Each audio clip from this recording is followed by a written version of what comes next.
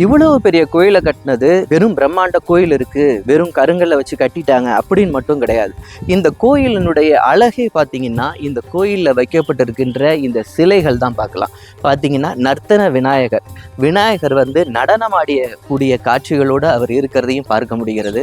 இன்னொன்று பார்த்தீங்கன்னா அர்த்தநாரீஸ்வரர் கோலத்தில் சிவன் இருப்பதையும் பார்க்க முடிகிறது.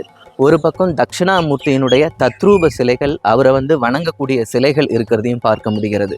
இது போன்ற எண்ணற்ற வேலைப்பாடுகள் நிறைந்த ஒரு கலை அம்சம் உள்ள கோயிலாக தான் பார்க்கப்படுகிறது. இந்த கோபுரம் முழுவதுமே பார்த்தீங்கன்னா வண்ணங்கள் அடிக்கப்பட்டு மிகவும் பிரசித்தி பெற்று இருக்கிறதையும் பார்க்க முடியும். ஏன்னா நிறைய வண்ணங்கள், பழைய கால அந்த வண்ணங்கள் இன்னும் கொஞ்சம் கொஞ்சம் அந்த இடங்கள் எல்லாம் இருப்பதை வந்து இன்னும் நீங்கள் இந்த பக்கம் வந்தீங்கன்னா பார்க்க முடிகிறது. குறிப்பாக பார்த்தீங்கன்னா இந்த ஒவ்வொரு சிலைகளுக்கும் முக்கியத்துவம் கொடுக்கப்பட்டிருக்கு. குறிப்பாக சிவவிஷ்ணு சிலையாக இருக்கட்டும், நம்ம தற்போது இப்போ பார்க்கக்கூடிய ஒரு நடராஜர் சிலையை பார்க்கலாம். நடராஜர் வந்து சிரித்த கோலத்தில் அவர் நடனமாடக்கூடிய அந்த காட்சிகள் வந்து இங்கே நீங்கள் பார்க்கலாம். காரைக்கால் அம்மையாருக்கு திருவேலங்காட்டில் வந்து நடராஜர் காட்சி கொடுத்தாரு நடனமாடிய ரூபத்தில். அந்த காட்சி இங்கே தத்ரூபமாக வடிவமைக்கப்பட்டிருக்கிறத பார்க்கலாம்.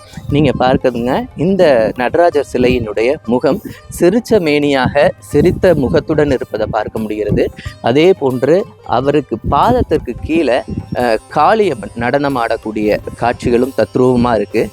அதே போன்று காரைக்கால் அம்மையாரும் பேய் ரூபத்தில் அமர்ந்து நடராஜரை வணங்குவந்த காட்சியும் கீழே வந்து காட்சிப்படுத்தப்பட்டிருக்கு. இதுவை அது மட்டும் இல்லாமல் இந்த காட்சிகள் அனைத்துமே பார்வதி தேவி பார்ப்பது போன்றும் இந்த இடத்துல காட்சிப்பட்டு ஒரு வரலாறையே, ஒரு சிவ புராணத்தில் இருக்கக்கூடிய ஒரு வரலாறையே இந்த இடத்துல சோழர்கள் வந்து ஒரு சிலை வடிவில் வடிவமைத்திருப்பது ஒரு பிரம்மாண்டமாக இருக்குது. இதே போன்று பல்வேறு சிலை தொகுப்புகளும் இந்த கோபுரத்தை சுற்றி வடிவமைக்கப்பட்டிருக்கிறது.